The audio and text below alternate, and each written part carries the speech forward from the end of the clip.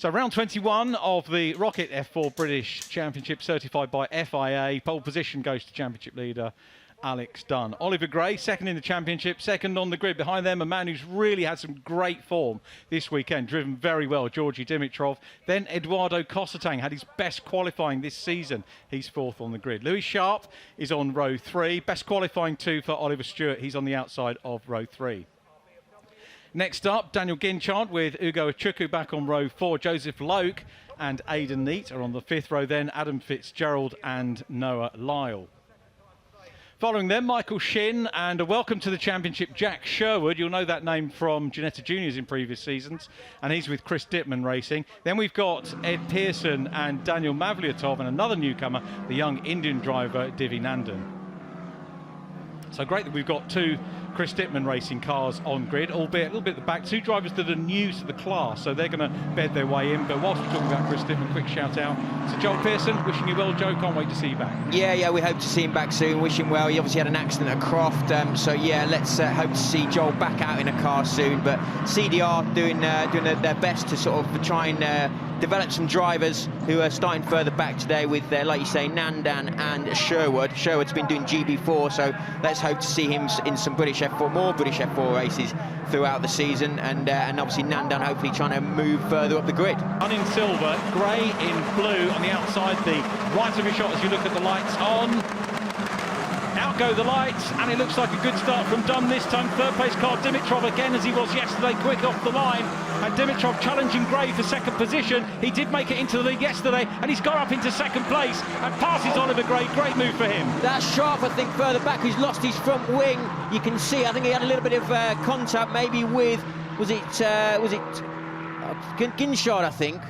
Bit further back as they were trying to get into the pit lane exits, trying to make a little bit more space as they break for the first corner. But yeah, a little bit of contact. As you can see there, you've got Loke and you've got Sharp there, who have just, he's lost his front wing. Great shame for him, because he's going to really struggle around here. Good spot there, Phil. I was really focused on the top 2 going through, but grateful that you managed to catch that as Ollie Gray has a wide look as they go through. Agostini looking at the second place man, Georgi Dimitrov.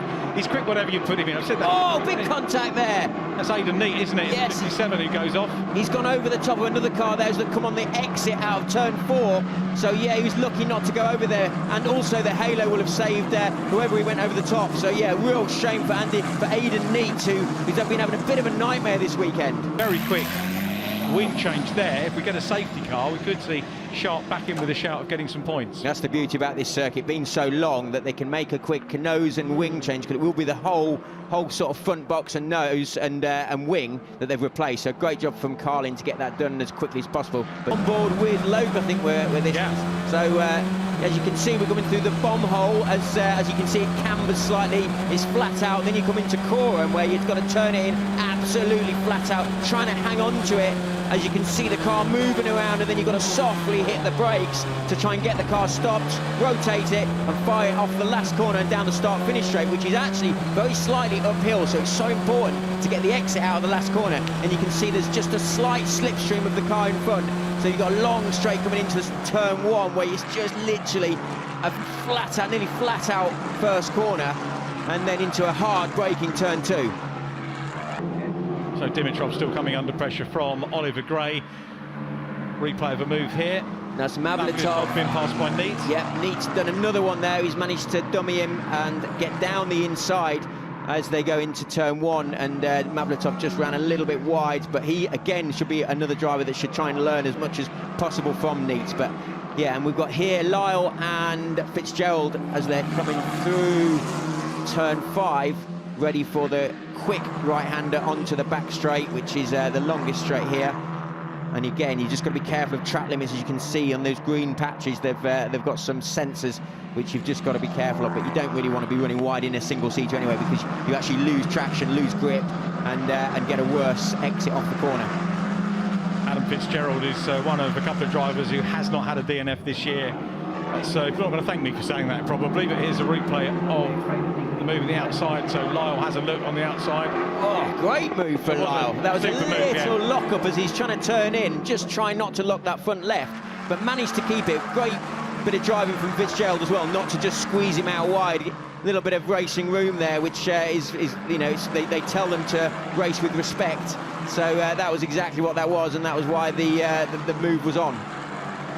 So this is back to the scrap for second position, and 31 Oliver Gray Williams, Formula 1 junior driver, so very much got the attention of the formerly further up the ranks. We've still got Cossetang running well in fourth place, not saying a lot about Eduardo at the moment, but he's going to be the car going past these two. Then Oliver Stewart, who looks like he's in a good bit of space at the moment, and Ollie Stewart, a driver who came in with hardly, I don't think, did any testing. He was telling me the number of days he'd done. It was on one hand, I think, for the start of the season, the amount of testing he'd done in these cars. But he has just bedded himself in. He's been chipping away. I know that's what his sponsors wanted him to do, and he's delivered that. He's improved every round. As we can see, Gray got on the inside of Dimitrov. Dimitrov left the door open. Great move from Gray. Yeah, lovely battle between those two coming up to that point. Ollie Gray affords himself a quick look in the mirrors, and he'll see that Dimitrov safely behind him now. It's going to be too late to try and close down on Alex Dunn, who's 6.8 seconds to the good down the road. It's amazing, keep seeing the dust being kicked up on the back of shot on a lot of these drivers. It is hot work, isn't it, out there, though, for them? It certainly is. And if you've been out there to see that grass, I mean, that isn't grass, is it? Grass is supposed to be green. I mean, that is the same across the whole country. But this is another replay here, as we can see Ginchard go down the inside of Ugo Chuko, run a little bit wide, spins, and then launches over that sausage curb. That is lucky for everyone to get away with that, but that would have broken the floor and it would have really hurt as he's landed. It might have got away with it, to be fair. It's not. That was Loke, who ran a little bit wide, trying to avoid that as they went through the S's. But yeah, it's there we go, on board with Loke. You can see just on the right there, he's spinning. He goes over the sausage curb. He doesn't know where. He doesn't want him to land on top of him. He doesn't know what's going to happen. This is why these sausage curbs are taking a lot of criticism at the minute, because yes, they're trying to stop the drivers, cut the corners, and they're trying to stop the track limits, but they're pretty dangerous when something goes wrong. But let's see again what happened. You can see Sherwood just ran a little bit wide as he was trying to get it stopped for the second part of the S's. That allowed Loke to get a good run. He's left the door open, got through cleanly. The easy drive for Loke. So you can see just ran a little bit wide. He then lost momentum. Loke had the momentum, and he's just managed to get down the inside before he turned in. Alex Dunn, though, the championship and race leader, is his last lap, and it's going to be a double win by the look of it. Sometimes always a little bit nervous to say things like that and put the curse of the commentator on the drivers, but we haven't seen a lot of the 22 car. He's been away, he's been down the road, he's got the fastest lap as well. It will be a 10th fastest lap of the season for him, and in terms of wins for Alex Dunn, it will be, let me see, win number 10, won't it? Wow. Of the season. No, beg your pardon, win number 9. I'm getting ahead of myself there. It's win number 9. In your stats, 21. In your stats, what is the record of wins in British F4? Probably Mr. Caroline. Yeah, I thought it was. I thought it was. Yeah. What did he get? 10. 10. I don't know. It was a long time ago. Memory's faded. But yeah, it was. That was Caroline a few years ago with Carlin. He had plenty of wins, but Dunn, by the looks of things, he might get the all-time record the way he's going. But this is their final few corners. An amazing drive with some amazing lap times with that 48.8. Coming into the last corner, Dunn's done it again. He has. He comes out of Murray's along the Senna straight, uphill very slightly towards the checkered flag, and we are truly, given the conditions, done and dusted. Across the line he goes. Dunn takes it. It's going to be Ollie Gray, a hard-earned second position, an equally hard-driven third place for Georgi Dimitrov. Great start from him, but Parsley's got great starting. He just needs to maybe have a little bit more luck in the race. Cossetang fourth. Ollie Stewart takes the rookie class win from Ugo Achukwu. Achukwu, by the way, putting that move on Ginchard was very significant for the rookie championship early on, but it's Achukwu that takes second position in the rookies. Noah Lyle gets a rookie podium. He's going to be down in 11th place. Yeah, that is a good job from Cossetang as well, finishing fourth. So yeah, he managed to stick with those second and third guys, Gray and Dimitrov. So great job from Cossetang. Stewart is obviously top rookie, but Ugo Chuko recovered with that sixth. But yeah, great bit of driving from all these guys. Divi Nandan got closer and closer over the meeting. We're looking at him there, closer and closer to Daniel Mavlyotov as the meeting's gone on.